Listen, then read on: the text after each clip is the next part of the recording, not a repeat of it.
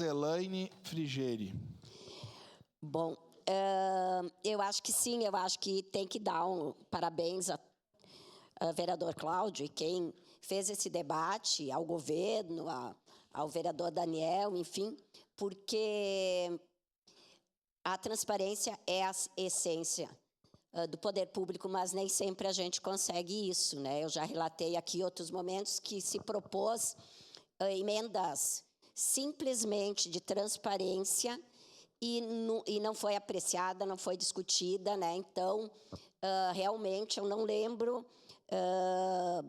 de uma discussão assim, de uma emenda simples, mas que foi dessa forma construída. Então, acho que o secretário Dornelles, se fizer isso e se estiver nesse caminho, merece sim o nosso parabéns, porque nos outros anos que eu estava aqui, como eu relatei, nós tentamos muitas emendas relativamente simples, né, vereador Cláudio? Não é uma emenda que, enfim, de certa forma, contesta o projeto e tal, mas que é isso, é a transparência.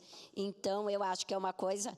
Não se deveria estar falando sobre isso, mas, como já tivemos outras questões anteriores, precisamos, sim, valorizar, mas pedindo que daqui para frente seja sempre feito dessa forma, né? Que as pessoas analisem, olhem, discutem as emendas e não simplesmente por ser de um vereador, de uma vereadora de oposição, as rejeitem, porque nós, tanto a bancada do PT quanto a bancada do PCdoB, temos reforçado inúmeras vezes que nós faremos oposição, somos oposição, mas não é uma oposição responsável, com debate e para ajudar também muitas coisas que a gente acha que é correto.